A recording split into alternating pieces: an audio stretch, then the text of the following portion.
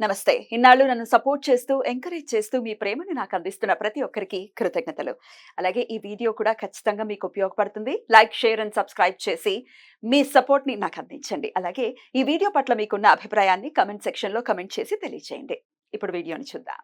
జ్యోతిష్య శాస్త్రం ఒక అద్భుతం. వేదాంగమైన జ్యోతిష్య శాస్త్రం అనేటువంటిది మానవ జీవన గమనానికి ఒక వరం. జ్యోతిష్య శాస్త్రం నీ జీవితంలో వెలుగునింపే ఒక భాష. ఆ భాష నీకు అర్థమైతే ప్రకృతి నీతో మాట్లాడుతుంది. అస్ట్రాలజీ నేర్చుకోవాలి అనుకునే వారికి అద్భుత అవకాశం. మురళీధర శర్మ గారి అస్ట్రాలజీ క్లాసెస్ అతి త్వరలో మొదలు కాబోతున్నాయి. 100% జాబ్ గ్యారంటీ. వివరాల కొరకు సంప్రదించండి. నమస్తే, వెల్కమ్ టు అవర్ ఛానల్. నేను పద్మిని. ప్రస్తుతంతో పాటు ప్రముఖ ఆధ్యాత్మికవేత్త, ఆస్ట్రోన్యూమరాలజిస్ట్, వేదిక్ వాస్తు స్పెషలిస్ట్, శ్రీ విద్య మరియు హనుమత్ ఉపాసకులు బ్రహ్మశ్రీ డాక్టర్ సిస్లా జయశంకర్ గారు మనతో పాటు ఉన్నారు. మాట్లాడదాం. సార్ నమస్తే. సార్ మా ఆయుష్మతి భవ. సార్, శ్రావణ మాసానికి సంబంధించి ద్వాదశ రాశి ఫలాలు మీరు అందిస్తూ ఉంటారు. ఆల్రెడీ కన్యా రాశి వరకు గురించి కూడా మాట్లాడుకోవడం జరిగింది. ఇక తులారాశి నుంచి మీన రాశి వరకు ఎలా ఉండబోతోంది సార్ శ్రావణ మాసం? మీరు అందరికీ కూడా ఒక్కసారి మీ ద్వారా. తప్పకుండా అమ్మా. ఈ నెలలో ఆగస్టు నెలలో శ్రావణ మాసం అనే కన్నా మనం ఆగస్టు నెల 1వ తారీఖు నుంచి 31వ తారీఖు వరకు చెప్పుకుంటున్నాం. ఏదో తెలుగు మాసం అని తృప్తి. ఈ నెలలో గురువు వృషభంలోను అంటే శుక్రస్థానంలో, రాహు మీనంలోను, కేతు కన్యలోను, శని భగవానుడు కుంభంలోను, రవి కర్కాటకంలో, శుక్రబుధులు సింహంలో, కుజుడు వృషభంలో సంచరిస్తున్నారు. ఈ నెల రవి కర్కాటక రాశిలో 17వ తేదీ మధ్యాహ్నం 1:20 వరకు ఉండి తర్వాత తన స్వక్షేత్రమైన సింహరాశిలోకి ప్రవేశిస్తున్నాడు. కుజుడు వృషభ రాశి నుండి తృతీయ స్థానమైన మిథున రాశిలోకి ప్రవేశిస్తున్నాడు. ఆగస్టు 26 వరకు వృషభంలోను తర్వాత మిథునంలోను ఆయన ప్రవేశిస్తాడు. శుక్రుడు ఆగస్టు 24 వరకు సింహంలోను తర్వాత కన్యలోను సంచరిస్తాడు.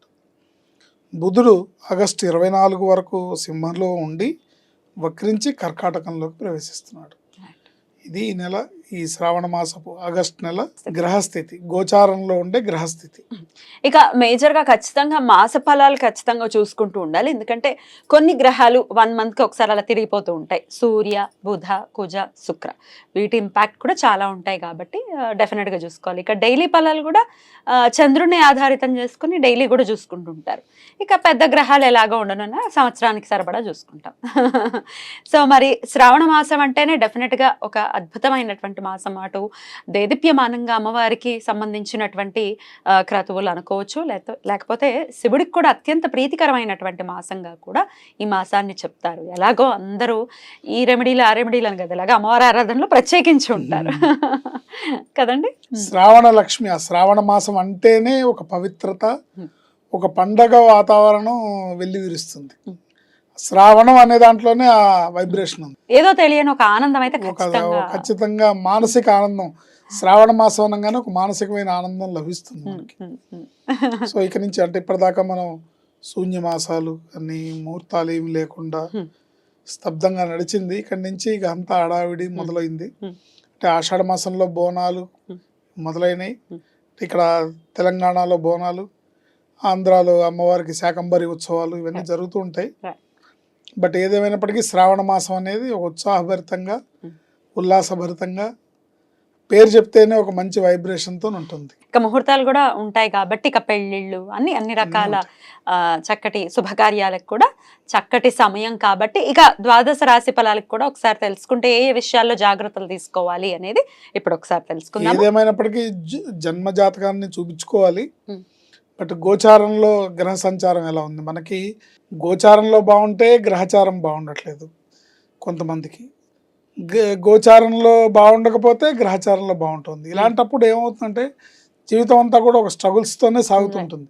గోచారంలో బాగుండి గ్రహచారంలో కూడా బాగుంటే వాళ్ళకి మంచి ఫలితాలు వస్తాయి. మరి ఎవరికి వస్తున్నాయి ఏంటి ఇండికేషన్? ఇది ఎండ్ ఆఫ్ ది డే ఇలా ఈ ఇండికేషన్స్ ఉన్నాయి, జాగ్రత్త వహించండి, ఇది జరగబోతోంది, హ్యాపీగా ఉండండి. గోచారంలో ఉన్న గ్రహస్థితిని బట్టి తీసుకోవాల్సిన జాగ్రత్తలు తీసుకుంటే ప్రమాదాల బారిన పడకుండా, ఇబ్బందుల బారిన పడకుండా క్షేమంగా ముందుకు సాగుతాం. ఏదేమైనప్పటికీ జీవితం అంతిమ లక్ష్యం ఏంటంటే ఎన్నిసార్లు దెబ్బలు తిన్నాం అనేది కాదు. మరి ఫైనల్ గా మీనరాశి వారికి ఎలా ఉండబోతోందండి ఈ శ్రావణ మాసం? మీనరాశి అంటే పూర్వాభాద్ర 4వ పాదం వాళ్ళు, ఉత్తరాభాద్ర 1, 2, 3, 4 పాదాల వాళ్ళు, రేవతి నక్షత్రం 1, 2, 3, 4 పాదాల వాళ్ళు మీనరాశి కిందకు వస్తారు. ఈ మీనరాశి వాళ్ళకి ఈ నెలలో గ్రహ సంచారం ఎలా ఉందంటే, స్వక్షేత్రంలో రాహు ఉన్నాడు, తృతీయంలో గురు కుజులు, పంచమంలో రవి, షష్టమంలో శుక్రబుధులు, సప్తమంలో కేతువు, వ్యయంలో శని భగవానుడు. ఇలా ఉండటం వల్ల వీరి ఈ మాసం కొత్త ప్రయత్నాలు కొత్త పనులు చేయకుండా ఉండడం ఉత్తమ ఫలితాలను ఇస్తుంది. అంటే ఈ నెలంతా కూడా వాళ్ళు దైవస్మరణతో గడిపేయాలి తప్ప ఏవో చేసేయాలని ఎప్పటి నుంచో ప్లాన్ చేసుకుని ఈ నెలలో మొదలు పెట్టకూడదు, దెబ్బతింటారు. అందుకని కొత్తగా ఏమి చేయకుండా కాలాన్ని గడపడమే, ఉన్నదాన్ని నడిపించుకోవడమే, అది మనకి మంచి ఫలితాలను ఇస్తుంది. మరి కొత్తగా అంటే ఏదైనా వివాహం సంబంధించినటువంటి ఏమైనా చూడటం అట్లాంటివి కూడా చేయకుండా ఉంటే బెటర్ అంటారా? అంటే వాళ్ళు ఈ మీనరాశి వాళ్ళు, అదే మీనరాశి వాళ్ళే, మరి వివాహాది ప్రయత్నాలు కూడా ఒక్క నిమిషం ఆగితే బెటర్, అదే ఈ ఒక్క నెల ఆగితే బెటర్. వ్యాపారస్తులు ఏదైనా నూతనంగా ప్రయత్నం చేయటం కానీ, ఏదో కొత్త ప్రయోగం చేయటం కానీ, లేకపోతే ఇంకో బ్రాంచ్ పెట్టడం కానీ, అవి కూడా లేదా ఇంకో వ్యాపారం మొదలు పెట్టడం కానీ, ఇలాంటివి కూడా చేయకుండా ఉండడం మంచిది. పార్ట్నర్షిప్ కి కలిసి వచ్చే టైం కాదు చేయకుండా నూతనంగా వారి ఏ ప్రయత్నం చేయకుండా ఉంటే మంచిది. ఆరోగ్యాన్ని జాగ్రత్తగా కాపాడుకోవాలి, వీలైనంత మౌనంగా ఉండడం ఉత్తమం. అన్ని విధాల ఈ నెలలో కాస్త వాళ్ళు అన్ని మాట మీద డెఫినెట్ గా అదుపు ఉండాలి. అనవసరమైన విషయాల్లో జోక్యం చేసుకోకుండా ఉండడం మంచిది. భార్యాభర్త బాంధవ్యాల్లో చికాకులు వచ్చే అవకాశం ఎక్కువగా ఉంది. అన్ని విషయాల్లో మౌనంగా ఉండడం శ్రేయస్కరం. అంటే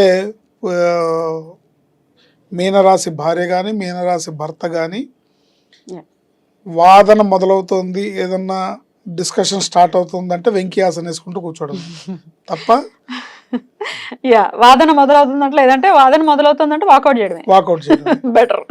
అన్ని విషయాల్లో మౌనంగా ఉండడం శ్రేయస్కరం.